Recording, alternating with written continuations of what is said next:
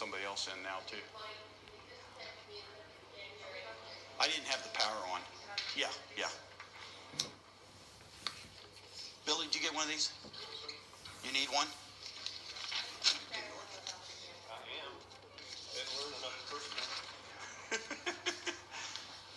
Okay. Did you get one of these? Take one and I'll take this. You take one of them, one of them.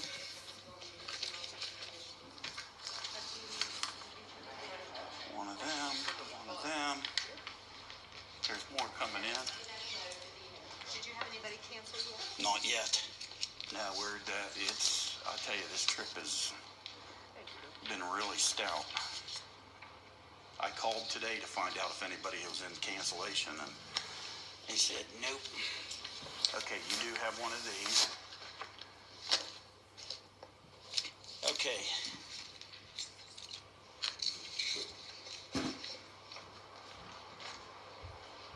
There's...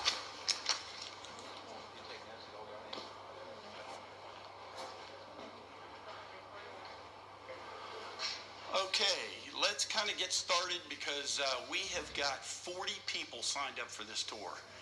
And most of the people are from this surrounding area, but we have people from Wisconsin that are watching us.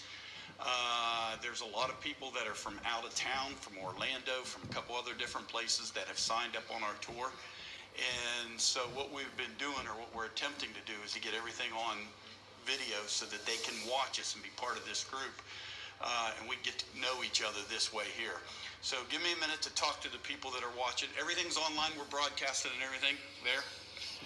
Welcome to all you that are watching us online for the Italy 2020 trip, which will include Italy and Oberammergau in Germany. On the board, is it showing yet? She's going to put you over onto the board. On the board, we have 2 phone numbers on here. And we have the website, MarinelliMinistries.com. I'm Pastor Bill Marinelli. Here's the 2 numbers. If you have any questions, or any comments, if you will text one of these 2 numbers, we have somebody sitting right here now that will take the text and they'll ask it for you. So if you have any questions or anything, text one of these 2 numbers and let us know. Okay, if you're watching now from wherever it is you're at, some of you are in Orlando, some of you are in other parts of Florida, Carolinas, some of you are in Wisconsin. If you're doing that, if you'll text your name to one of these numbers right now, that'll give us a brief estimate of how many people's watching us online. And so if you'll do that, wherever you're at, wherever you're watching us online, text us in right now, and my wife Pam will be taking that, and she will put all that together. Okay, let's pray, and we're going to get started. Other folks will be coming in as the time goes. One just texted me and said they're running 20 minutes behind, but that's all right. We can get started and get because we got a lot we want to cover tonight. Let's pray.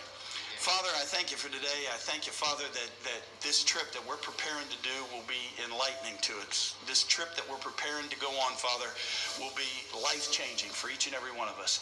I just pray that you'll give us wisdom, you'll give us understanding, that you'll give us fellowship, that, Father, we'll come to know these folks that we're traveling with and become closer to them, and that, Father, as big as our world is, it'll seem a little closer, a little tighter knit because of this trip.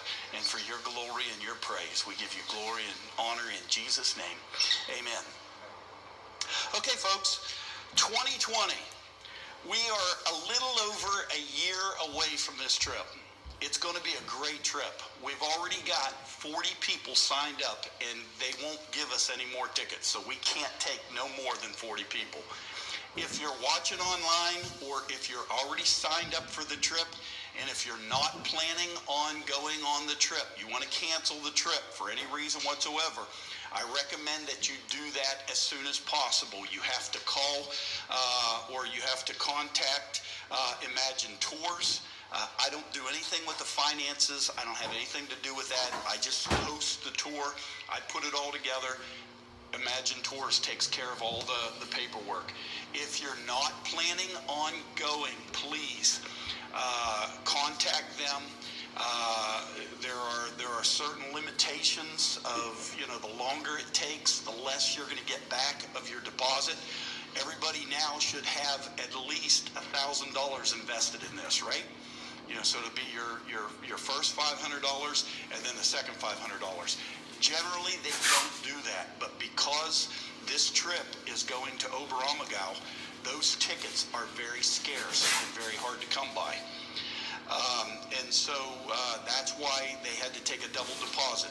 Those of you who have traveled with me in the past, usually you put your $500 down and then you don't pay no more until 120 days out.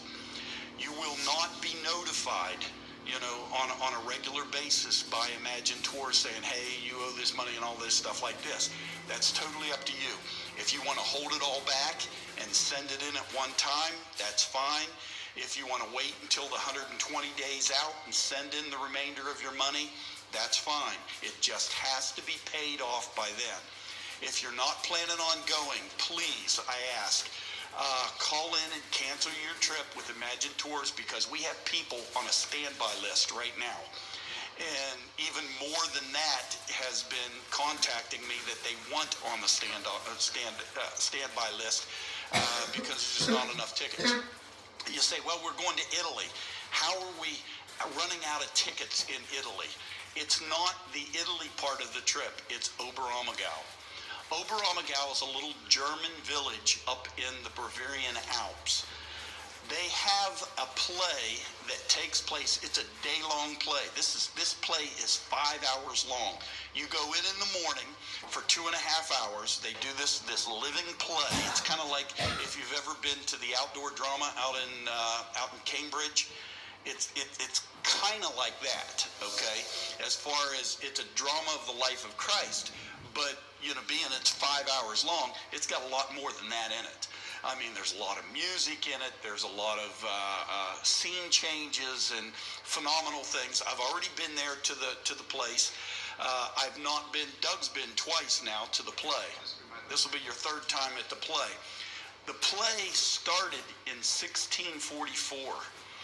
The plague was going through that part of Europe, and the people of Oberammergau, this little town, if you've ever been to the Amish country out by what is it? Sugar Creek, that's what it is. If you've ever been to Sugar Creek is modeled after Oberammergau. I mean, the little chalets. If you're into woodwork, you're in the Black Forest. They've given us the Black Forest cake, black cherry forest cake, and all this other stuff. It's the Black Forest of Germany. A lot of woodworking, a lot of Keller, the chalets, the houses. If you've been wanting a really cool, original German cuckoo clock, you'll be able to pick that up in Oberammergau, because that's where they're made. That's the big feature. But in 1644, when the plague had come through, they were able to stay off the plague from coming to their community until one person decided he had to come visit his family inside of Oberammergau, and he brought the plague in. And once he brought the plague in, people started dying, because that plague was contagious, severely contagious. And thousands of people were dying from this black plague. They really didn't know why or how or where it was coming from. And so the people of Oberammergau united together, and they made a promise to God that if God would deliver them from the plague and that nobody else would die, that they would dedicate a play to show the world his story, his message. Well, the plague stopped in Oberammergau. So from 1644, every 10 years, they will have this play in the city of Oberammergau. The only way you could be in the play, there's not professional actors and stuff, the only way you could be in the play is you have had to live in the city of Oberammergau for 5 years. And so it's all the locals. Now, what's amazing about this place is the town only has about 5,000 people in it. And the play will incorporate some 5,000 people in this play. So as a result, when we go to this little town of Oberammergau, They only do this play every 10 years. It's only stopped one time, and that was during World War II because the war came through there. They have done this play for the popes. They have done this. Adolf Hitler saw this play. And, you know, they tweaked it a little bit over the years and fixed it and did a few things, but it's basically the same play, the same features, the same thing that has been going on since 1644. And so when we go to see this play, we're actually going to spend 2 days in the city of Oberammergau. You have to, because if the play will start in the morning, you have a morning session for like 2 hours, 2.5 hours. You go watch the play. When it's done, you go to the local restaurants and eat. And you know, we're talking each night of the performance, there is anywhere from 5,000 to 6,000 people inside the amphitheater. Okay, so it's very limited. So could you imagine if 5,000 or 6,000 people would come to the city of Bel Air and want to eat at the same time, or want to stay in a hotel? It's very limited, very limited. That's a lot of hot dogs. It really is a lot of hot dogs. And so the tickets are very, very limited because people will literally come for the entire year of 2020. They will do the play. If I'm not mistaken, I think they take 2 days a week off. But for the entire year, 5,000 people every single day will be coming into that town, staying, leaving. Another 5,000 will come in, stay, leave, just for 1 year every 10 years. And so we've only been given 40 tickets. Actually, we were given 30 tickets. And when it started to get bigger and bigger and bigger and bigger, they requested an extra 10 tickets for us, and that's it. We're at our limit. So that's why this tour is limited to 40. Okay, so we're going to have 40 people on our tour with us. We'll be traveling around in a tour bus, really nice tour buses. The tour buses in there in Europe are nice because it is all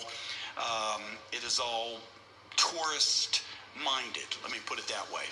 So what we want to do is let's take an overall look at the trip. This is Italy. I gave you a paper and has a picture of Italy. If you'll find Rome right here, that's where we're going to start. We're going to start in Rome, go north, and you'll find Florence. Actually, we're going to leave Rome, and on our way to Florence, we're going to hit the city of Assisi, where St. Francis is from, St. Francis of Assisi. It'll be right in this region here, not far out of Rome. We're going to do 4 nights in Rome. Leave Rome, we're going to hit the city of Assisi. From Assisi, we're going to go spend the next 2 nights in the city of Florence. We'll be in the city of Florence. From Florence, come over here on the coast, and you'll see the city of Venice.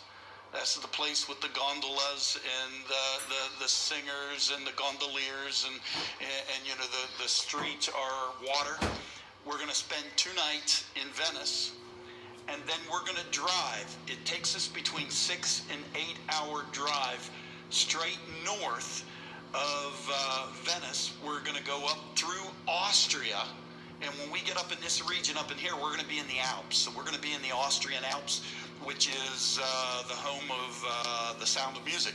You know, that's where the Sound of Music was, up in the Austrian Alps. It's also where Arnold comes from. You know, if you like Arnold Schwarzenegger, he comes from up there.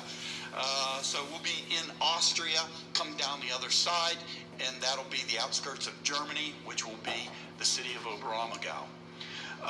We will spend 2 nights in the city of Oberammergau. 2 nights. It'll be 1 full day, but it'll be 2 nights in the city of Oberammergau, which means we'll stay that night, go to the play, stay that night after that, leave that day, and we are going to go to the concentration camp of Dachau.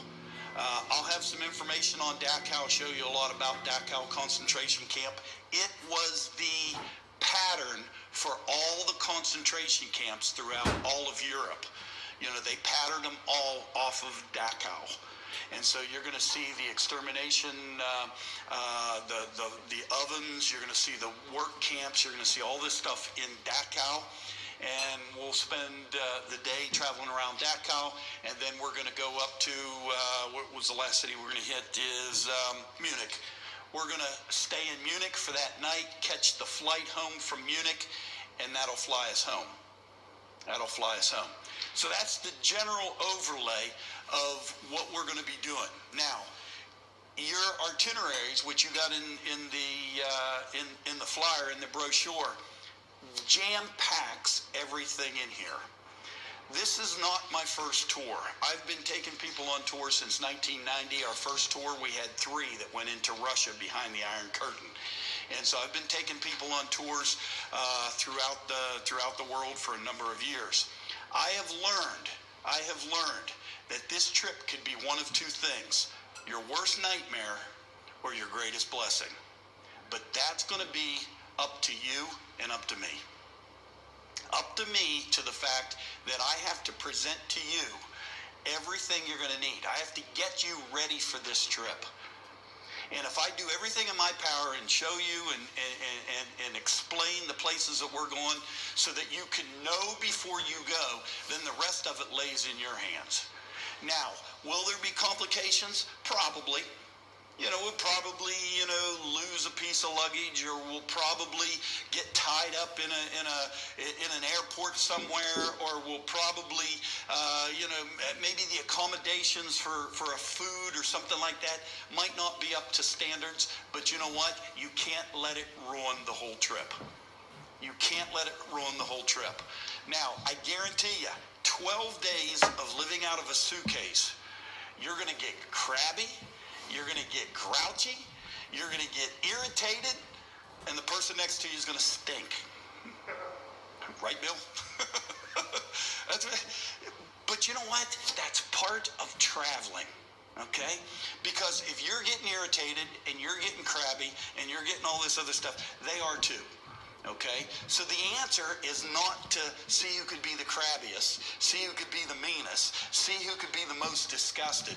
The important part is to walk in love with each other and realize, hey, we're all on an adventure of our life.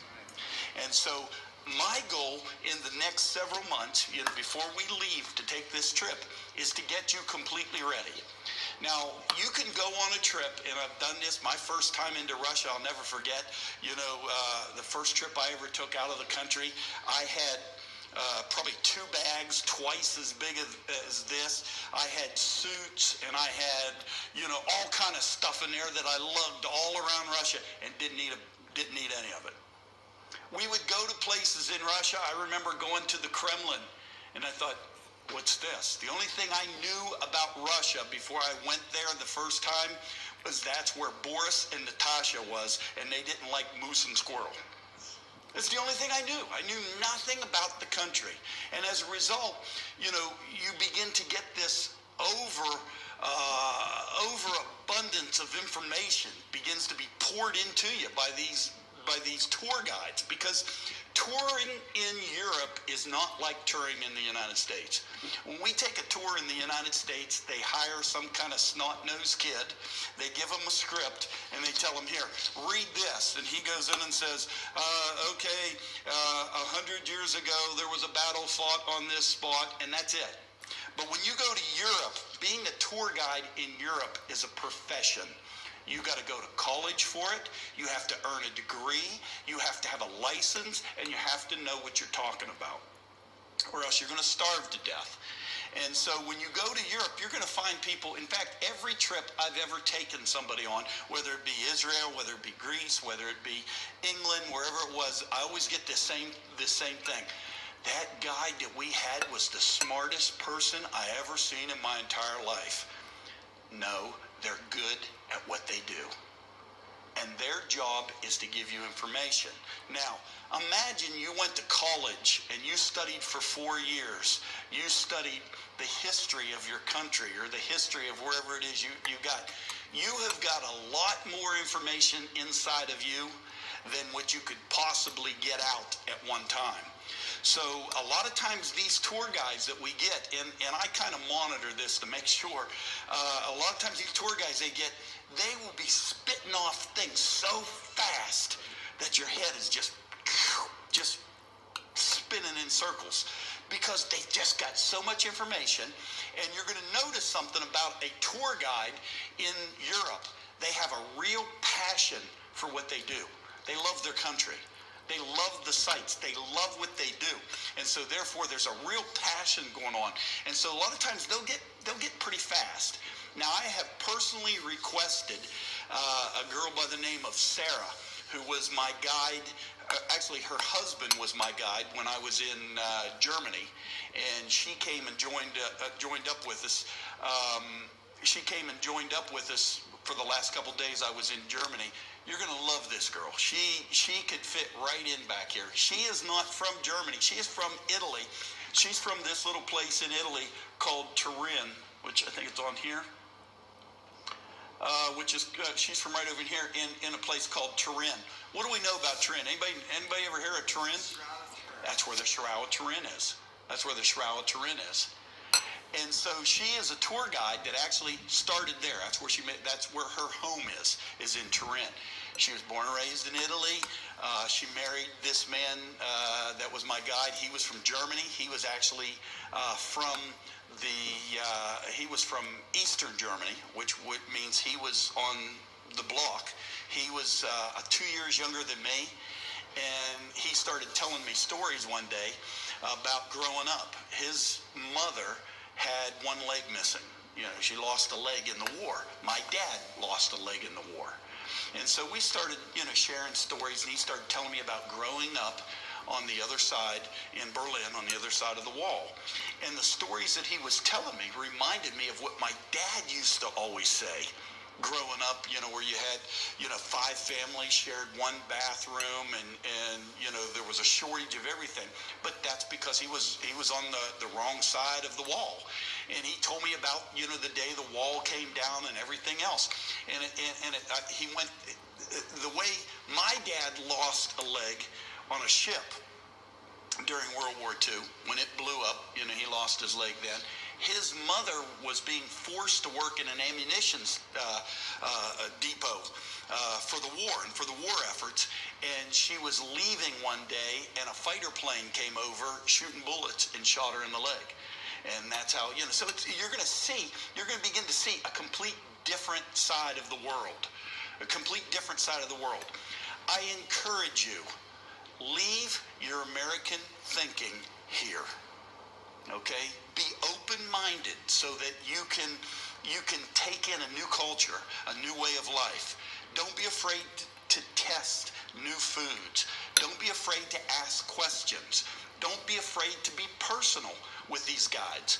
You're going to find out that the more you ask the guides, the more you talk to the guides, the more they realize you're interested, and you're not just a typical tourist that came over here to swim on our beach, or came over here to see the Eiffel Tower, or you came over here just to say you've been to Rome and to eat pizza. They will open up, and it'll be like night and day, the adventure that you're going to have on this trip. So we want to look at the different places. You need to start preparing yourself. You need to start preparing yourself in many ways. Number one, Rome is going to be on a 6-hour difference than the United States. That means they are 6 hours ahead of us. They're 6 hours ahead of us on time. So if you want to contact somebody back home, you're going to have to think 6 hours ahead. If you call them on a convenient time over there, you're going to be off on the time here.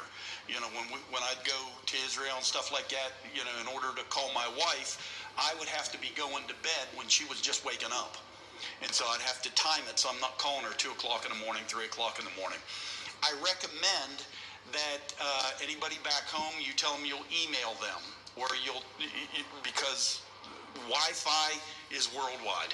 Okay, you can, if they need to get a hold of you, they can email you. 9 out of 10 times, most of the places that we go will have good Wi-Fi, and it'll be free. Okay, so it will be there. And with that last trip we were on, Billy, what we have, just when we were on the ship, was the only time we really didn't have Wi-Fi, right? Yeah, we were.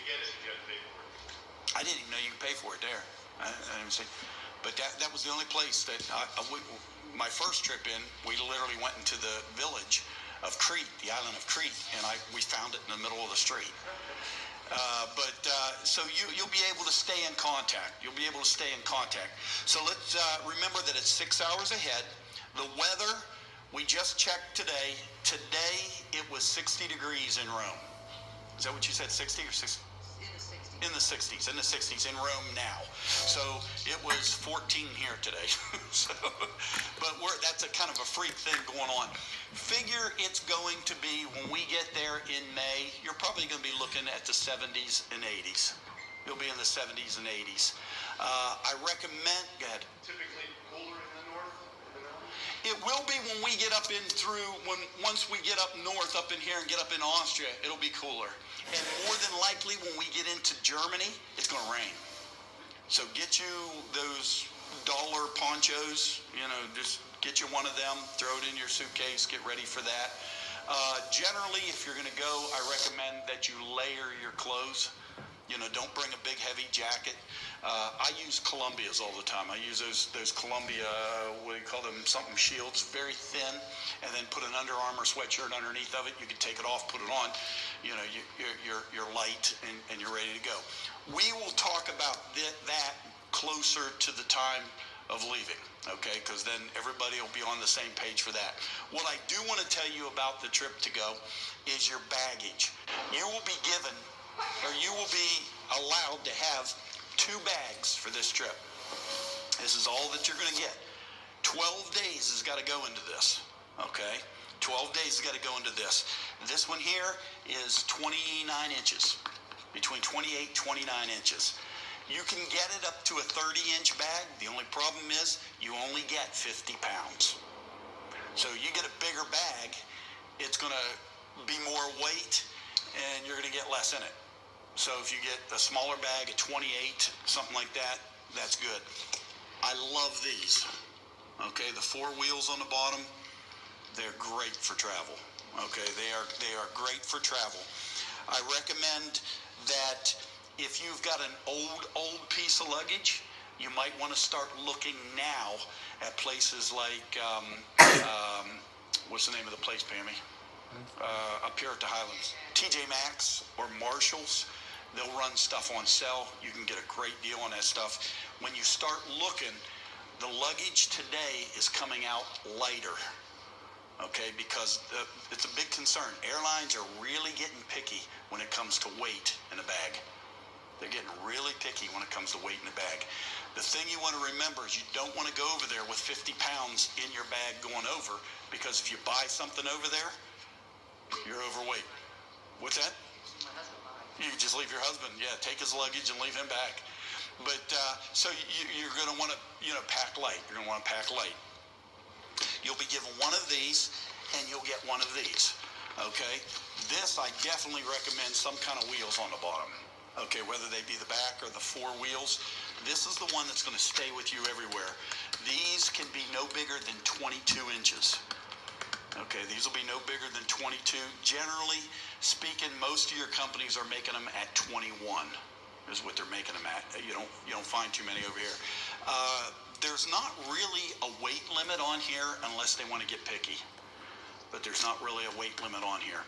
This is the bag that you will carry with you that won't leave your side, okay? This bag, you're going to put it under the plane, and it's going to be gone, and you won't see it until we land and get in a hotel. This is the one, if you get any medicines or anything like that, got to go in here. Okay, this will go with you on the plane. We'll talk about that more when we get closer, because there's certain things and certain ways you need to pack. For now, the big thing you need to do is start looking for your luggage so that you'll be comfortable with your luggage. Have you ever been to an international flight like that where you have that bag plus women are allowed a purse? Yeah, usually women are allowed a purse, or men are allowed a computer, like a computer bag that will slide underneath the seat. Okay, will slide underneath the seat. So those are, is there any questions or anything about this? These are the 2 pieces of luggage that you need to start getting ready for. Somebody text in or something? We good? Remember we saw at TJ Maxx, they're starting to make new carry-on bags. They're square and they fit right underneath the seat. Yeah, that will fit. Yeah. They're new out. Yeah, if you're planning on doing any traveling at all, I recommend you start looking for this new lightweight stuff, because the bag I took to Russia, I think it started out at like 15 pounds, 20 pounds, empty. And then, but now I think this one here is down to like 8 pounds, 9 pounds. That's it. So that comes off of your 50. So that gives me, if this is 9 pounds, I've got 41 pounds. That's all I got to work with. Okay. So those are things you might want to start looking for now. The rest of it, as we go, I will be, I'll let you know. And you folks that are over in the Wisconsin area and stuff like that, if you'll call me sometime, if you need me to come over to that area and have a little meeting for yins over there, I can do that also. And we can go over a lot of this stuff. Okay, so we talked about the bags. My goal is that you know before you go. So what I'm going to do is, in these meetings that we're going to have once a month, usually what we're looking at is the first Tuesday. Is Tuesday good for everybody? Tuesday seem pretty good? It'll probably be the first Tuesday of every month, unless a holiday or something falls on there. We'll shoot for the first Tuesday of the month. These are optional. You can come or you don't have to come. It's totally up to you. But what I'm going to be doing is we're going to be going over all these different places that we're going to go to so that you can see them, so that you can know something about them before you go, so that when you get there and take a look at the Coliseum, and I mean, it is awesome. And I found this happen so many times, and they don't hear a word that guide is saying. You don't hear a word. He's like, wow, what is this? Because this stuff is going to be overwhelming. Now, our guides, when we travel, will we'll have the whispers. It's a little packet with a headphone on it, and it'll be connected to the microphone that our tour guide will have. So you'll be able to walk around and look and hear what the tour guide is saying. Some places though, they don't allow them to have it, especially like in some of the different Catholic churches and stuff. They're not allowed to have them, so there might be some times where they're going to be talking to you personally. The guide is going to give you as much information as your head could possibly hold, and you're going to think, man, I'm going to explode if I get any more. That's why I want to give you the opportunity now. I want to start sharing a little bit of this now so that we can know before we go. Our touring schedule would generally be from 8 in the morning till 5 in the afternoon. That's basically it. 8 in the morning till 5 in the afternoon. Be prompt. Be prompt. You're going to find I'm a stickler for this, because we've got 40 people that has to be moved from point A to point B. And if you only realized what it was to be a tourist in Europe without being with a tour company, if you want to go into the Vatican, you could stand in line in the Vatican for 5 hours to get in. Now, because we're on a tour, the tours are given privilege, which means the tour guide is told 2 o'clock your group comes in. We show up 5 minutes to 2, go right in, do all the tour, do what you're going to do, move on to the next thing. Okay? So you've got to be prompt. You're going to have to be prompt in a lot of things. I always tell people, don't take this wrong, but my voice is the voice of God on this trip. And I say that, right, Billy? I ain't lying. I tell you, my voice is the voice of God, which means if I tell you to do something, don't question it. Just do it. I probably know something, or there's something going down that has to be taken care of now. It's not up for debate. Okay? Because like when it comes to going through customs and going in and out of countries and getting in and out of places and stuff, 5 minutes can mean the difference, whether or not you're stuck, whether or not you miss a flight, whether or not you make a flight. Okay? I'm going to be looking out for you continuously. You're going to notice that 9 out of 10 times I'm going to be in the back of the group, following up, making sure that the group stays up there. You know, when you got 40 people going through some of these towns, going through some of these areas and stuff like that, you can't stretch that out over 2 blocks. Got to tighten up, right, Billy? Tighten up. Yeah, tighten up. What's that? herding cats. That's exactly what we'll be doing, is herding cats. And so I'm gonna be pushing you. I'm gonna be pushing you. Like sticky rice, that's right. I'm going to be pushing you. I'm going to be pushing you because it's so vitally important that everything stays on time. Because if we miss one thing, I mean, you could completely miss the whole, the entrance to the Coliseum if we're not there at the right time. And the reason why we wouldn't be there, well, because so-and-so decided to sleep a little bit extra, and now they wanted to go get their breakfast, and now they want to, don't rush me and all this stuff like this. I'll be honest with you, when you're traveling in Europe and when you're traveling with a group, if you're not at the bus at the given time, whether it be 8 o'clock, 9 o'clock, they will leave without you. Now, 9 out of 10 times, they won't leave to go to the next city without you, but you'll miss the touring for the day. You'll miss the touring for the day because we can't jeopardize everybody because you don't want to follow the rules, okay? So I'll be a stickler about that, and some of you will get mad at me. That's fine. I got big shoulders. I've been pastoring for almost 40 years. I'm used to somebody not liking me. And so I will be pushing you. I will be pushing you and pushing you and pushing you. I'm not going to push you past your limits, but I can only know your limits if you tell me. Okay? I can only know your limits if you speak to me, if you talk to me. If you say, Bill, my knees are hurting. Bill, my feet's hurting. Bill, I can't make these steps. I can't do this. I can't do that. Then we will work around that, okay? We won't take the whole group to work around that. When we go into Israel and stuff, a lot of times when we go to Megiddo, there's a big long set of steps that you get down into the inner part of Megiddo, into one of the wells, and you come up the others. And some people they can't make it. They just can't do them steps. And so what I do is I will make provision for you. If you can't make the steps, if you can't climb the things, if you can't do it, what we will do is we will find a place for you to be so that you can enjoy that part around there, and the group will come around and meet up with you. So I'm not going to over push you. Okay, I'm not going to over push you. Now, when we get to a place, and like when we start this 8-hour trip up over, up through the Alps and stuff like this, if I say go to the bathroom, you need to go to the bathroom, because we may get out there and not see another bathroom, for a while. So, just do what you can do.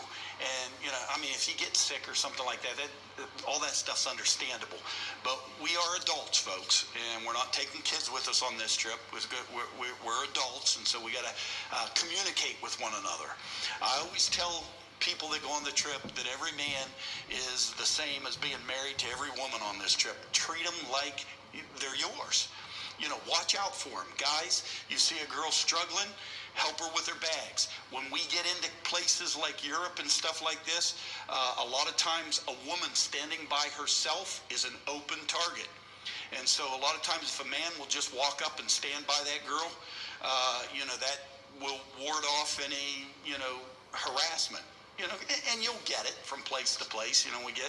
Where they almost rob you at, Billy? That was in Greece, wasn't it? Yeah, it was in Athens, Greece. And Doug saved the day. And Doug was watching, and a guy reached over. Billy had his wallet in one of these side pouches here, and he had the whole thing. He had his hand in your pocket, didn't he? Well, I had a flat button, and they tried this. One of them tried to get the button loose, and another one was going to snatch it. And Doug was walking behind him and started yelling, and it ran him off. And so you're going to have that because we are tourists. When we go there, we are tourists. So you expect things like this, okay? You expect things like this. Now, I told you the touring schedule will generally go from 8 in the morning till 5 o'clock in the afternoon. There may be a few later nights. There may be a few earlier days. It depends on what we have. With Sarah, the girl that we have as our tour guide, I specifically requested her because a tour guide has the ability to get us places and show us things that you may never get again on a trip to Italy. And when we get up into this northern area here, we're going to be very close to Pisa. We're only going to be an hour away from Pisa. And we're not stationed to go to Pisa. But being an hour away from it, it's quite possible that we could get Sarah to add an extra hour onto the trip and we can at least go see the Tower of Pisa. I mean, we probably wouldn't get into it, but we'd be able to see it. You know, you can mark that off your bucket list. And so generally it's from 8 in the morning till 5 o'clock in the afternoon is the touring schedule. That is the assigned tour. After hours, 9 out of 10 times, I will take whoever wants to go. You don't have to go. If you want to go, it's going to be strictly on our own. And we'll go downtown, like going downtown Rome. I know Rome quite well. I've been to Rome twice now. I know my way around Rome. And so if we go down after hours, everything we do down there is on you. Okay, which means if we get a cab, we got to pay for it. If we eat out there, we got to pay for it. You know, everything will be on our own. So what I always recommend, anytime you go to a hotel, the first thing I want you to do is on the desk, there is a card from that hotel. You know, the information of that. I want you to take one of them cards and I want you to put it in your wallet so that it is with you. Because if you decide you're going to go for a walk, you all took walks in Italy, didn't you? If you decide you're going to go out and take a walk, if you get lost, there is no way to find you. Okay? There is absolutely no way to find you. But if you get lost, all you got to do is get your wallet, take out that card, show it to a cabbie. He will bring you back to your hotel, so you'll make it home. But we will do extra trips on the tours if you want to. If you don't want to, the first time I went there, every night, I mean, I was there for 7, 8 nights. Every single night, I went out by myself because nobody else, you know, was with an older group, and all they wanted to do was sit on the roof and overlook Rome. Fine, if that's what you want to do, that's fine. But I didn't come all this way to sit in a hotel. And so if you're game, believe me, I will make you tired. My goal and my success as a leader of a tour is for you to come home tired. Because if you came home tired, that means every minute that you had, we squeezed something into it. This time here, I'm really hoping we tried to do it the last time, and the daggone Pope interfered with us. But it's not part of the tour. When we go to the Vatican, we will be wherever we're at in Rome. I'll make sure that our hotel is either close to a subway, the train, or we'll be somewhere close to it. So that after hours, I want to take you to the Vatican after hours. Because there is a tour, and it costs about, I think it cost me $3 or $6, where you can literally go up inside of the dome of the St. Peter's Cathedral. You'll literally go up inside the dome and overlook the city. And it's got a 2-stage thing. You go up part way, and you can look inside of the Vatican, you know, see the inside, and then you go a little bit further and it takes you to the top of the dome and you can overlook the top. And that's generally not on a tour. And it's also not for the faint of heart. Okay?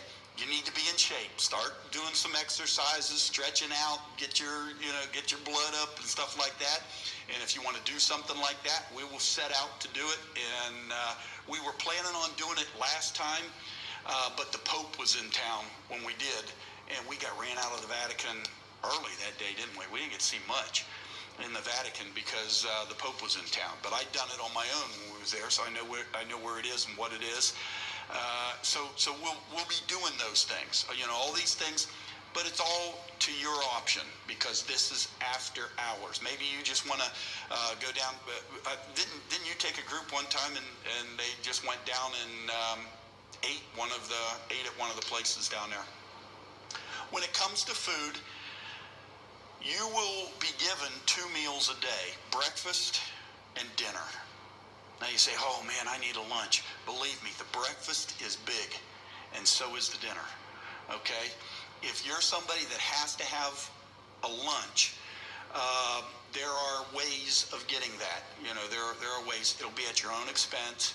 You'll have to tell me, hey, Bill, I need to eat lunch. Maybe, you know, you take medicine or something like that. I have to have lunch, and I'll see to it that we're somewhere where you'll be able to purchase something for lunch, okay? Or you can take, you know, a lot of times what our guys would do would be they'd take something from the breakfast table and take it with them, take fruit and everything else and put it in their bag.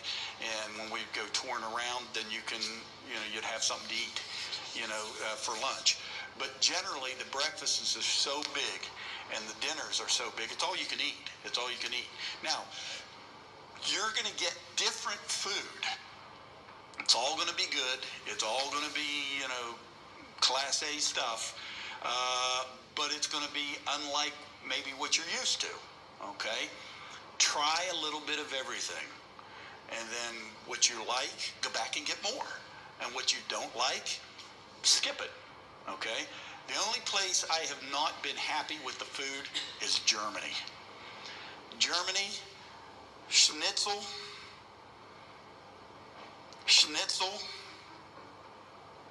and schnitzel. Everywhere you went. No, I take it back. One day they gave us orange soup, and it was pumpkin soup. Yeah, that's what it tastes like too. But they do a lot of meat in Germany. Like one place they took us to, they had these big platters on the table that had just like sausages and what they called blood sausage, I think they called one of it. You know, it was just meats and cheeses. That was it. But that's the way they eat in Germany. Yeah, that's the way they eat in Germany. I did find a hamburger joint down there though. So we, you know, if things get desperate, you know, maybe we can sneak some of the pizzas out of Italy, and as long as we get gelato, we're fine. And so pizza and gelato, we should be good. We should be. That's the only reason why I take any tour is for the gelato. And so that's the Italian ice cream. And so those two meals are provided for you. The only time the meals are not provided, it will be in the brochure. And 9 out of 10 times it's going to cost you about $10 to $15 for a meal. You know, outside of, you know, if we get it, like if you're buying a lunch or something, you might go $10 on a sandwich or stuff. Because the thing you want to remember too is the euro is the money we're going to be using over there. The euro is going to be a lot stronger than the dollar. I think it's I want to say 150. I think it's $1.50 for every euro, if I'm not mistaken. It might be, you know, it'll change between now and then. And when we get closer to the time, I'll let you know. We can bring euros with us. Somebody asked a question about how much money you think you're going to need. Depends. What's that? It's $1.13. So that's not bad, really. $1.13 is, so you just figure it out. If it's 5 euros, $1.13 times 5. And I'll tell you what it is in the American. They do not take the American dollar in Italy. I mean, I've been to a lot of countries, and usually every country they'll cater to the Americans. You know, they'll have it in both prices, and they'll take both monies. But Europe, Italy, they do not. So you'll have to have euros for over there. Or you could take a debit card. Yeah, you could take a debit card, and we'll talk about this when we get closer, you have to make sure your bank is notified that you are in Germany, or in Italy and Germany and the places, so that, because if your card starts pinging in Italy, they're going to call you and ask you why, and they're not going to get you because you're there trying to do it. So you'll have to notify your bank that I'm going to be in such and such place. Now, what I generally do is I have a card that I travel with, and it's got a $300 a day limit on it. That's it. So that if I lost that card, or if somebody stole that card or something, $300 a day. They're not going to be able to wipe out my account in one day. Okay, so the 300. So you might want to think about something like that.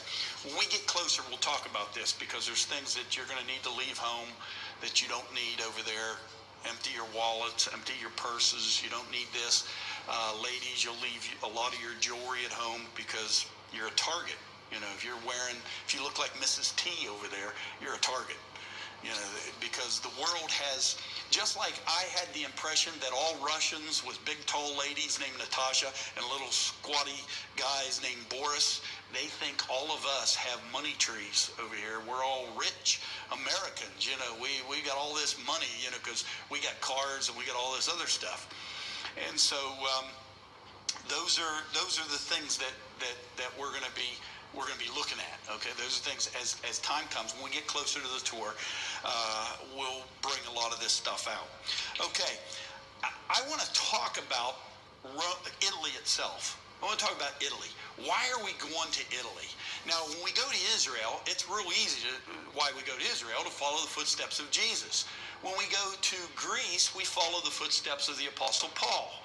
And you can go to Turkey and follow, you know, where all the 7 churches of the book of Revelations. But why Italy? In fact, the Apostle Paul makes one trip to Italy, and that's where he's beheaded, is in Italy.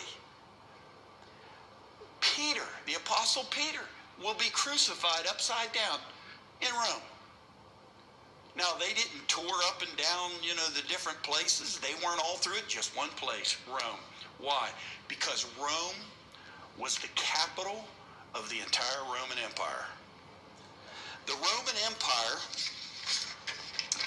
Empire would last for 507 years.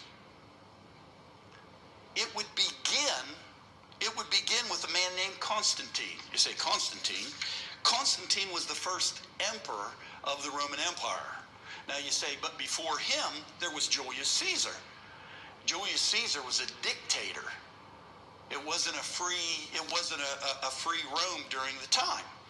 But Rome is responsible for giving us, let me just read this real quick, the inventions and innovations which were generated by the Roman Empire, advancements in the construction of roads, buildings, indoor plumbing, aqueducts, fast-drying cement. Most of the stuff was either invented or improved upon. When they would conquer a nation, they would take their inventions, bring it home, and make it better. The calendar is used that we use in the West comes from Rome. The month of July is named after Julius Caesar. The month of August, Augustus, the emperor. The names of the days of the week are in the Romance languages, and the months of the year also come from Rome. Apartment complexes, public toilets, locks, keys, newspapers, even socks were all developed by the Romans, as were shoes, the postal system. It was modeled after the Persians. Cosmetics, magnifying glass, the concept of satire in literature came from Rome.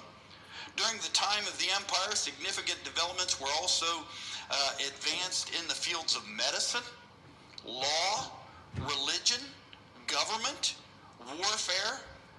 The Romans were adept at borrowing from and improving upon those inventions and concepts that they found among the indigenous population of the regions that they conquered.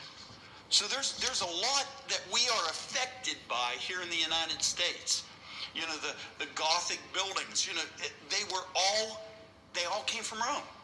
Now, it started with the Greek Empire, but the Roman Empire overcame the Greek Empire, made it better, fixed it, made it better. Now, I want you to remember, at the height of the Roman Empire, which was around 117 AD, 117 AD, that was the height of the Roman Empire. Rome controlled all the land that surrounded the Mediterranean Sea. They had Africa, they had Britain, they had Israel, they had Greece, Turkey. They owned it all. They controlled it all. The Roman Empire was one of the largest empires planet. I'll give you a couple other facts here. At the height of about 117 was the most extensive political and social structures in the Western civilization. By 285 AD, this is after the time of Christ, 285 AD, the empire had grown too vast to be ruled from just one central place. So it was divided into East and West. The Roman Empire began with Augustus Caesar in 27 BC. That's before the time of Christ. Now, where do we hear about Augustus? How about Luke chapter 1? Luke chapter 2, verse 1. At the birth of Jesus, the Bible says that in the time of Augustus, when he was the emperor, he had declared that all the country, or all his kingdom, should be taxed. So they had to be numbered. And so Augustus came up with the first census. And so here's Mary and Joseph up here in Nazareth. They go back to Bethlehem to be counted for Augustus Caesar.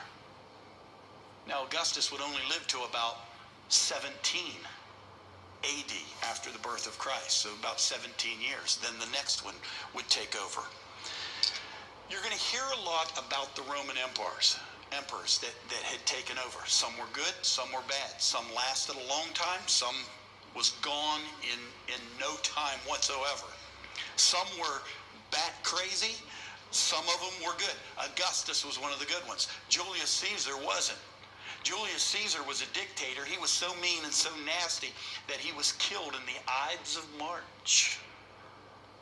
Mysteriously ended up with a knife in him. Was an accident, I guess. I don't know.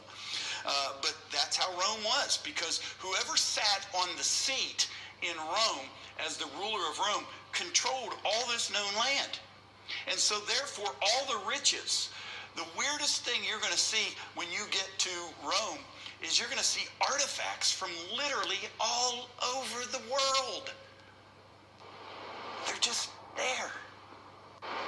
If you've ever seen a picture, and we're going to see this when we get there soon, right in the center of the Vatican, it's called St. Peter's Square, center of Vatican, there is a obelisk, and on top of the obelisk there's an iron cross. Right in the center of St. Peter's, of the Vatican City, right in the very center of it. That obelisk came out of Egypt. It was made in Egypt for the pagan gods. And because Rome controlled Egypt, they would take all the best marble, everything else. Constantine made the statement, Augustus made the statement that when I found the city, it was made out of clay. When I left it, it was made out of marble. Everything become marbleized. Everything become the best of the best of the best of the best. Let me read through a little bit of a history here, so that we can just don't worry about getting these numbers. I just want you to begin to see how all of this begins to add up. Okay, following the the early dynasties. First of all, it started out with Julius Caesar's nephew and heir became the first emperor of Rome, which his name was Augustus Caesar. Okay, that wasn't actually his name. His name was Octavian, but he changed it to Augustus Caesar after it would have been his uncle, because Augustus was the son or the grandson of Julius Caesar's sister.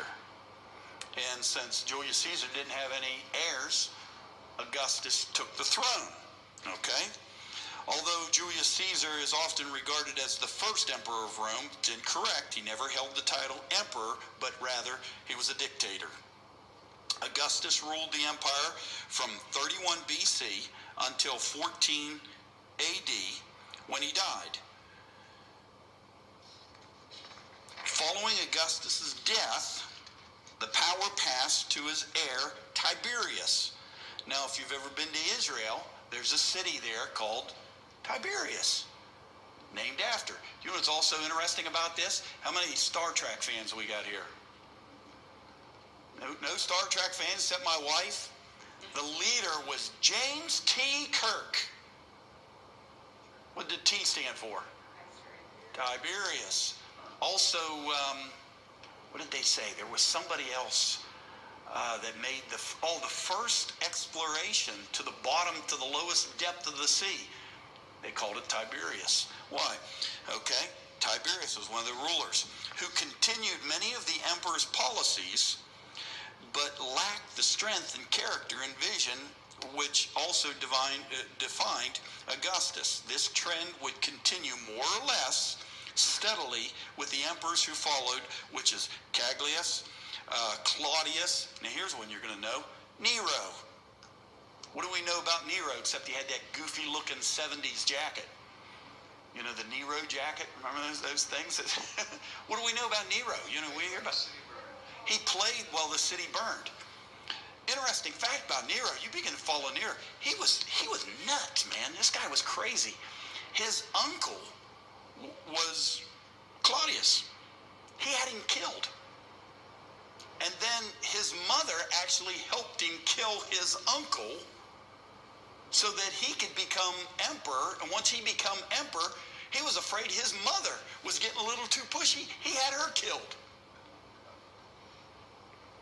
He was so unpopular with the people. It's believed that when Rome burnt to the ground, Nero caused it.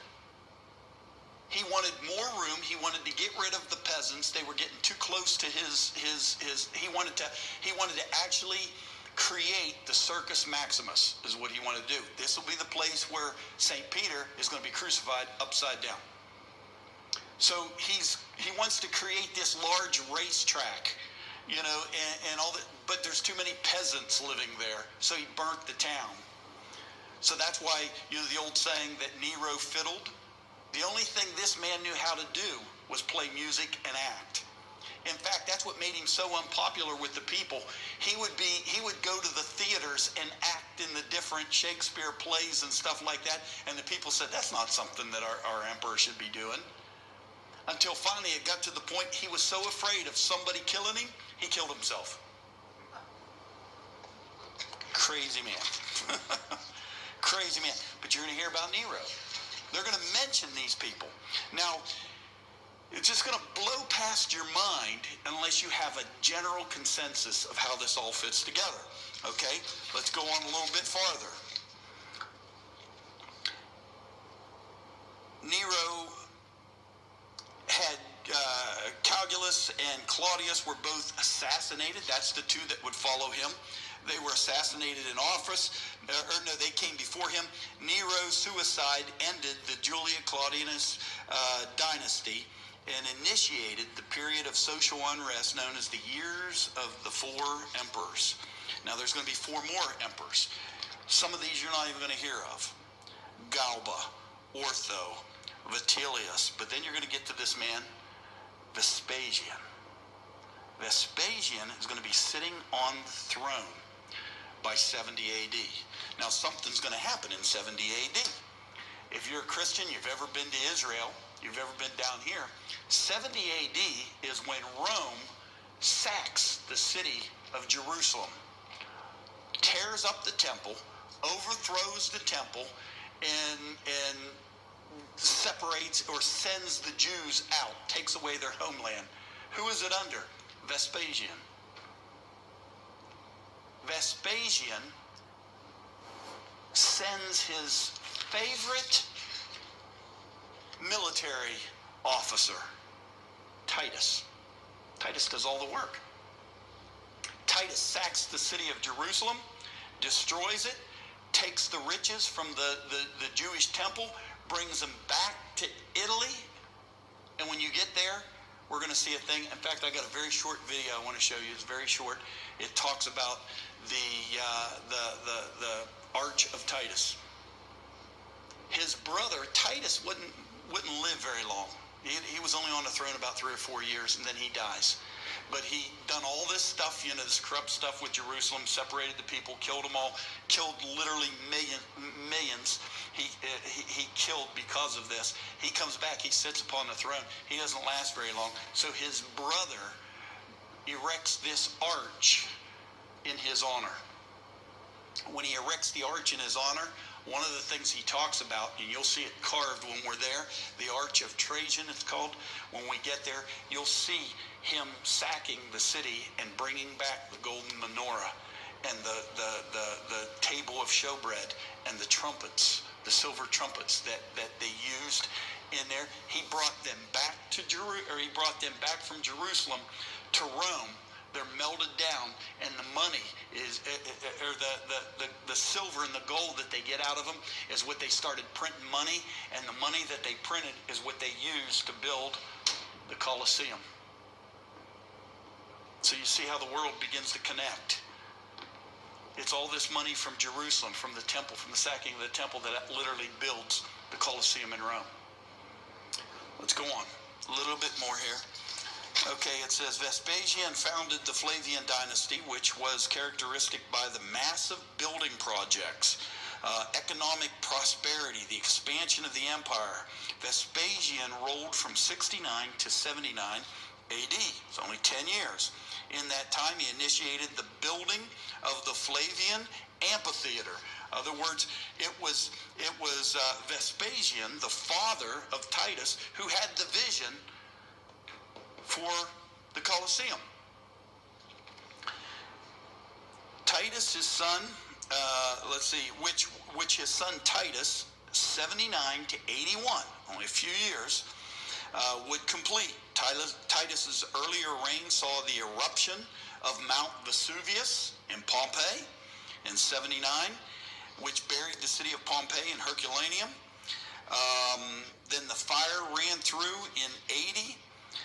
Titus died of fever in 81. His brother Domitian would then rule from 81 to 96. Until 96, he was assassinated. Then you had 5 good emperors. Navarra from 96 to 98, lasted 2 years. Trajan from 98 to 117. Hadrian from 117 to 138. Antonimus Pius from 138 to 161, and Marcus Aurelius from 161 to 180. That's another name that you're going to hear in different places. Under their leadership, the Roman Empire grew stronger, more stable, and expanded in size and scope, till it got to the point that the Roman Empire was so big, they owned so much that they couldn't protect it any longer. So the only thing they could do was divide it. So it's going to be divided, east and west. They're going to put a division, and they're going to make 2 brothers, or 2 relatives. Actually, one's going to be the head of this one, one's going to be the head of that one. The one will continue in Rome. The other one will end up in Byzantium, which is today Istanbul. Sound familiar? When their father dies, a young man who was the ruler in Istanbul, Byzantine, he's going to go to Rome, fight with his cousin, Maxius, destroy him, and once again be in control of the entire Roman Empire. No more split east to west. Who is that man? Constantine. Constantine is the first ruler. He hits right around 300, 305, 312. Constantine defeats Maximus at the Battle of the Milvian Bridge and becomes the sole emperor of both the West and the Eastern empires, ruling from 306 to 337. This is where he legalizes Christianity. Up until this point, Christians were on the mud list because they refused to worship the Caesars, the emperors. So Constantine takes the throne in Rome. That's why the Roman Catholic Church is founded in Rome by Constantine. The word Catholic means world church, world religion. That was Constantine's idea. Why? On the way to the battle, Constantine gets a vision. And in the vision, God tells him to put the sign of the cross on all of his men and to go into battle carrying the sign of the cross. He carries the sign of the cross.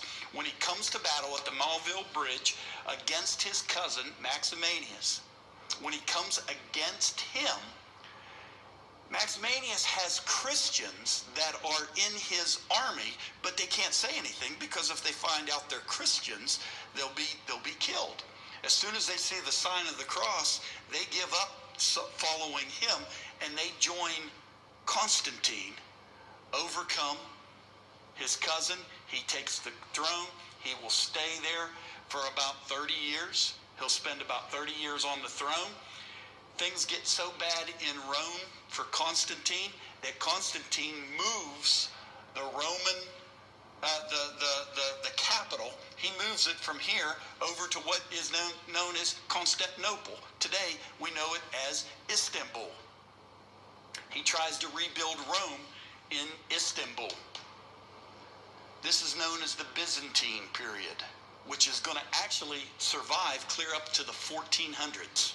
The Byzantine Empire is going to last until the 1400s, where the Roman Empire is actually going to die right there in like 3 something. It's going to die, but the Byzantine is going to last clear up in. You've heard of the Byzantines. A lot of times if you go to Israel and stuff like that, they talk about the Byzantine coins. They talk about the Byzantine crusaders and everything that come in here. That's where it comes from. Comes from the Roman Empire. So we begin to see all this stuff begin to take place in Rome. Rome is going to be, it was the capital of the world. When Jesus gave the commandment to the disciples, go you into all the world, proclaim the good news to every creature. He says, you shall receive power. After that, the Holy Ghost has come upon you. You shall be witnesses unto me in Jerusalem, Judea, Samaria, and the uttermost parts of the earth. Here's Jerusalem, here's Judea, here's Samaria, and here's the uttermost parts of the earth. Paul took it literally. Paul took the gospel outside of Jerusalem. He took it to Turkey. He took it to Greece. And he eventually takes it to Rome. And so he knew that once the gospel got to Rome, it's like anything that happens in Washington, D.C. is heard everywhere.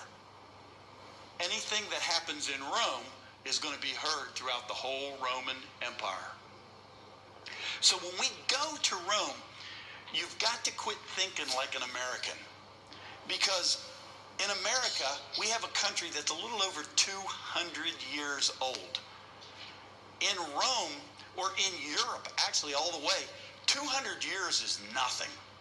200, they don't even consider 200 years old. They're going back thousands of years. 2,000 years. You're going to be in places and you're going to see things and you're going to touch things that were made during the Renaissance. You know, that's another whole idea all itself. The Renaissance, from the 1300s to the 1600s. Michelangelo, Leonardo da Vinci. The word Renaissance literally is the French word for rebirth. Rome had just come out of, they were conquered, they were defeated. In fact, I got it down here. 507 years they were going to spend. 507 years. After the 507 years, they're defeated by the Persians, takes them over, they destroy everything, completely redo everything until the 1300s to the 1600s when the Renaissance come and they begin to rebuild and they begin to remake. And so a lot of the things that you're going to see is going to come from the Renaissance period. You're gonna be in buildings that was built in the 1300s. You're gonna actually be in front of Michelangelo's. You're gonna see Bernini's. You're gonna see Leonardo da Vinci's. You're gonna go into the Vatican and be able to look up and see the Sistine Chapel, which was painted. It took almost 3 years for him to paint that thing on his back. And this is all part of the history. And this goes back into the 13 to 1600s. So we're going to be walking and living in history. My goal in the next couple months as we get together, each week we'll have a video. We'll watch something that will tell us about where we're going and what we're going to do. This first one is going to run about 10 minutes here, but I want you to turn this up.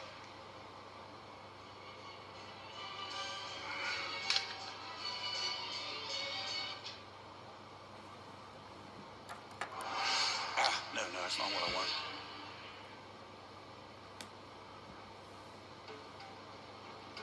Okay, there we go. Yeah, we're good. Okay, selection. We're not gonna watch this whole thing. Okay, I was telling you about the Arch of Titus.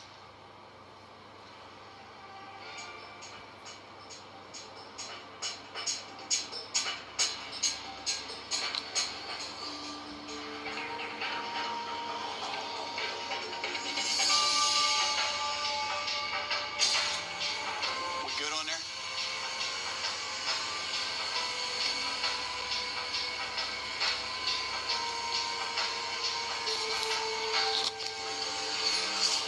Every ancient ruin has a story to tell. Now, most guidebooks give this structure behind me a couple of sentences, something like Arch of Titus, completed in 81 AD by Emperor Domitian. Not much reason to stick around and look at it for more than 20 seconds or so, then it's on to the Colosseum. But the Arch of Titus has a tremendous story to tell, the consequences of which are felt deeply even today. The arch is named after Roman Emperor Titus, who ruled from 79 to 81 AD. But the fact is, Titus never actually saw it completed in all its glory. It was finished after his death in order to appease the Roman citizens who pretty much hated his successor, Domitian. Now, Domitian not only completed and dedicated the arch, he was also Titus' brother. Titus was the son of Roman Emperor Vespasian, a power-hungry but savvy political military leader and politician who stepped into the power void after Roman Emperor Nero committed suicide in 68 AD. Now, Vespasian's original military assignment was to put down a Jewish rebellion in the Roman province of Judea. Vespasian's Middle East peace plan basically consisted of crushing the Jewish rebellion under the iron fist of the Roman military. In fact, Vespasian was so successful at this assignment that they named him emperor at the end of 69 AD, before the job was even completed in Judea. When Vespasian departed for Rome, he appointed his favorite military general to finish the job, his son Titus. And finish the job is exactly what he did, in an unusually brutal and bloody way. Titus systematically conquered all the remaining Jewish cities in Judea, slaughtering and enslaving hundreds of thousands of Jews. He then turned his attention to the crown jewel of the Jewish nation, the city of Jerusalem. Jerusalem had swelled far beyond its normal population. In addition to refugees looking for safety behind the city walls, large numbers of pilgrims had arrived to celebrate the Jewish Passover. Titus set the city of Jerusalem under total siege, preventing any food from going in and any Jews from coming out. And when starvation had done its work against the defenders of the city, Titus set 4 legions of hardened Roman soldiers against the city. Anyone caught trying to escape would be crucified in full view of the city, often hundreds at a time. The Jews were completely surrounded, trapped in their own city, and forced to prepare for a battle they couldn't possibly win, with soldiers debilitated with hunger. The starvation was so severe that a Jewish historian named Josephus, who was on hand during the siege, wrote that some Jews even resorted to cannibalism just to stay alive. The destruction of Jerusalem by Roman General Titus was one of history's most intense and merciless attacks. His legions began by catapulting huge boulders into the city, providing cover for the Roman soldiers to begin bashing the northern wall with huge battering rams. Meanwhile, the Romans had built siege towers that enabled legionaries to attack the defenders from a higher position. After 2 weeks of fighting, the outer wall collapsed, but the Jewish forces were able to retreat to a second wall. But this time it only took the battering rams 5 days to breach it. Then the Romans reached the final pocket of Jewish resistance, the Jewish Temple. The Jewish Temple was the holiest site in Israel. This was where the Jews worshipped and offered sacrifices to God. According to both Jewish and Christian traditions, the old Jewish temple built by King Solomon was the very dwelling place of God in the Ark of the Covenant. Centuries after that temple was destroyed, a new one was built, and it was here that Jesus worshipped and taught and cast out the money changers. By destroying this temple, Titus would make himself infamous. Titus continued his systematic invasion by ordering the Roman fortress next to the temple torn down in order to make room for a broad ramp into the temple complex. Then, with one final violent push, the Romans stormed the temple and butchered every Jewish defender they found. Then they looted the temple and burned it to the ground. They even pried apart the huge stones of the temple in order to get the gold that had melted and flowed into the cracks. And as you might expect in the fog of war, there are multiple accounts of how the temple was destroyed. Josephus records that in a desire to keep the temple as a Roman trophy, Titus attempted to spare it. It was his soldiers that took the initiative by thrusting fire through a window. But another Roman historian writes that Titus himself ordered the temple's destruction. Whatever really happened, the sacred house was completely decimated. And as the massive flames reached into the skies, so too did the terrible wailing of the remaining Jews who knew their lives and religion would never be the same. The body count during Titus's relentless attack on Jerusalem was staggering. The surrounding valleys were soon filled with corpses that one defector estimated at over 115,000. In all, Josephus records that a mind-blowing 1.3 million Jews were slaughtered during the 6-month siege in Judea. But not all died by the sword. Josephus also writes the grisly account of desperate Jews fleeing Jerusalem to surrender. When the starving refugees were given food outside the city, some ate so much their stomachs ruptured, leaving them dead. According to Josephus, Syrian and Arabian wanderers cut open the dead bodies looking for coins and valuables that the Jews swallowed before fleeing the city. The destruction of Jerusalem and the dispersion and enslavement of the Jews brought Titus incredible fame and popularity back in Rome, especially when he returned home parading the amazing temple treasures, which included a huge solid gold menorah or lampstand. It also launched a persecution of Jews throughout the Roman world that would last for the next 1,800 plus years. It was only natural that a guy as famous as Titus would follow his powerful father as Emperor of Rome, and as Emperor he became even more popular. First, he declared his late father Vespasian to be a god. Then he completed and opened the immense Flavian Amphitheater, which we know today as the Colosseum. He also offered the public a lavish 100-day festival of feasting and indulgence, and began work on a memorial arch commemorating his great military triumph over the Jews in Judea. Unfortunately for Titus, his popularity was short-lived because, well, he was short-lived. In 81 AD, after only 26 months in office, Titus died of a short illness, and under somewhat suspicious circumstances where his brother Domitian's name was frequently mentioned. But in a concerted attempt to clear his name, solidify his power, and establish his popularity as emperor, Domitian worked overtime to ride his big brother's reputation to the top. First, he delivered the eulogy at Titus's funeral. Then he proclaimed Titus a god in Rome's pantheon of deified dead rulers. Then he completed a temple to Vespasian that Titus had started, seen here in the ruins of the Forum, and dedicated it to both his father and his brother. And finally, this brings us back to the arch, he completed the magnificent Arch of Titus in his brother's memory. Domitian's extensive PR campaign must have worked because he went on to rule the Roman world for the next 15 years. And though it was built more for propaganda than for posterity, this arch he left behind us is more valuable than dozens of modern history books. First, these carvings give us an almost photographic record of the kinds of loot the Romans brought back from the Jewish temple in Judea. We can clearly see the sacred menorah, the table of the showbread shown at an angle, and the silver trumpets which called the Jews to Rosh Hashanah. So we know that the descriptions we read in the Old and New Testaments of the splendor of Solomon's and Herod's temples are more than accurate. Some of that splendor found its way into the pockets of citizens all over the Roman Empire.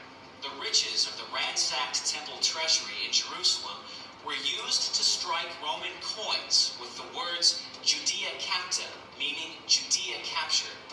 Pictured on one side is the face of Titus's father Vespasian, who was emperor during Jerusalem's fall. Pictured on the other side is the triumphant Vespasian standing under a palm tree behind a weeping Jewish captive.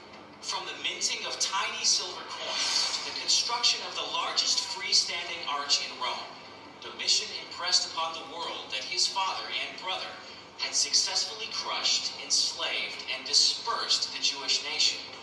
What Domitian didn't realize was that he carved in stone the evidence of an event many Christians believe was the direct fulfillment of a prophecy about Jerusalem and the temple made in the Gospels of the New Testament. These images freeze in time an event that the New Testament tells us that Jesus of Nazareth foretold over 30 years before it took place. And Jesus said to them, "Do you not see all these things? Assuredly I say to you, not one stone shall be left here upon another that shall not be thrown down. But when you see Jerusalem surrounded by armies, then know that its desolation is near.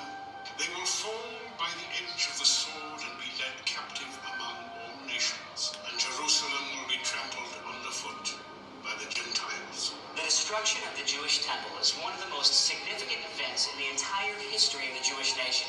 It is, for example, the reason that ultra-Orthodox Jews always wear black.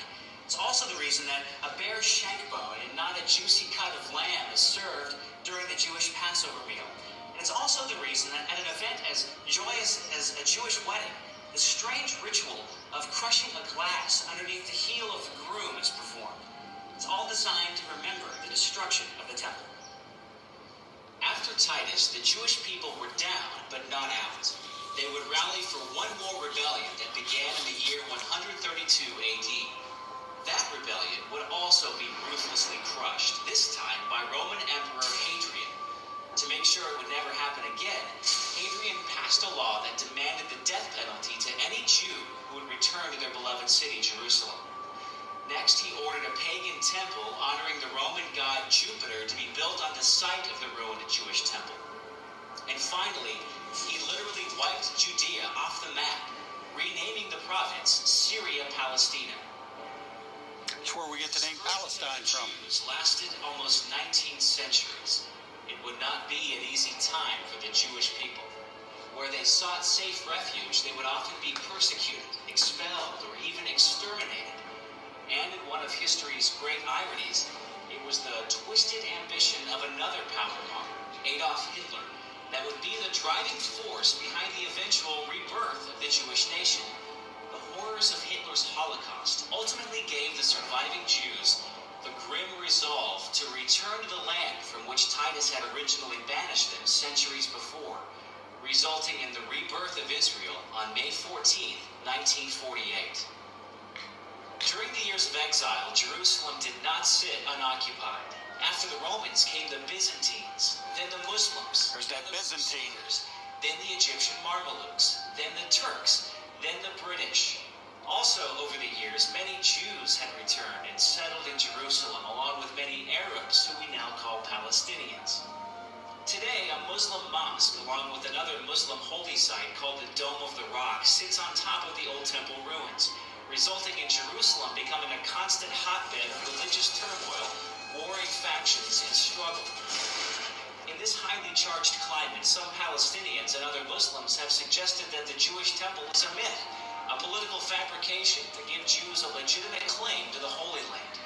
It would appear, however, that the temple and its treasures were as real as the carvings on the Arch of Titus back in Rome. And while there are no easy answers to the seemingly endless conflict, one thing is certain: there can be no just outcome by rewriting history. So the Arch of Titus is anything but just another Roman ruin.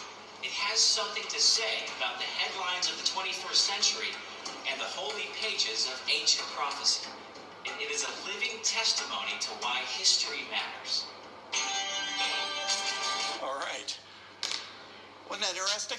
Yes. See how it everything you're going to see, you're not just touring. I mean, it's not like going to Disneyland that, somebody created this.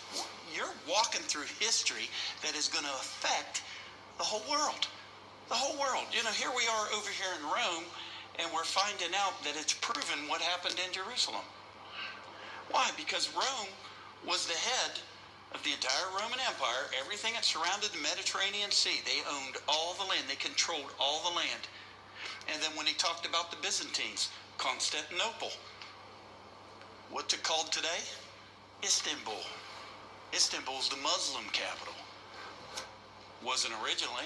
It was originally the Christian capital that Constantine brought back. But we're beginning to see how all this begins to take place. So my goal is not to make you all scholars, because we're not going to be, but to give you look at that. But to give you enough information so that you're going to be looking for that place. And when we get over there, you're going to walk through this arch, and I've been through there twice now. And a lot of times they'll just come in and they'll say, oh, that's the Arch of Trajan, and everybody kind of, okay, and then they walk through. But when you go there, you're going to be looking for that menorah that's up in there, and you're going to understand, you're going to be one step further to understanding. And maybe by then you're going to have a bunch of questions of your own that you're going to be able to ask the guides and say, hey, look, tell me about this, or tell me about this. I know this much about it. Tell me about this. And it's going to make for a great trip. Amen? Is there any questions or anything? Any questions or anything? Are we good for the first Tuesday of what's the next month, Mark? April? We good for Tuesday? You that are watching online, we'll be back and do more then. If you have any questions or anything, here's my phone number. This is my phone number up here, this top one. Please put it in your phones or whatever. And if you need to get a hold of me, go ahead and call me direct. Go ahead and call me direct. Or you can call this one and torment my wife. First Tuesday is April 2nd. Okay, first Tuesday is April 2nd. So we'll meet April the 2nd. If you didn't get the paperwork up here, I've got 2 maps for you. Bring those maps with you, or kind of keep them where you're at. The next time we come together, we're going to look at day 1 and day 2. We're going to begin in Rome, and I'll have some information on the different things that we're going to see in Rome, like the Colosseum. We're going to begin to now pick these things apart, and I'll give you some information. Mainly we'll be doing a lot of videos, so I'll give you a video on this and video. I've got an extensive library of this has just been my passion to collect up everything I can collect up on Italy, on wherever it is we're going. And something you might just want to put in your hat and think about. I'm already beginning to plan the next trip to Israel, and we're going to do 3 days in.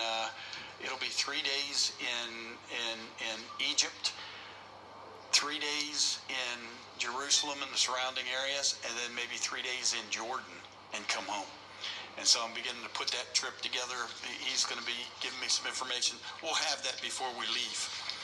Okay, if you need any more of these papers, I encourage you to go on Imagine Tours. Go on Imagine Tours site, and there is a video. Actually, you can just type in on your search engine, Oberammergau. And there is a short video about 2-3 minutes long that explains the play and gives you some sights of what the play is going to be like. And just think, nobody's going to be able to do that again for another 10 years. So you're going to be able to see something that's history. No questions or anything? Lord bless you and keep you, watch over you, and give you a safe trip home. I love you.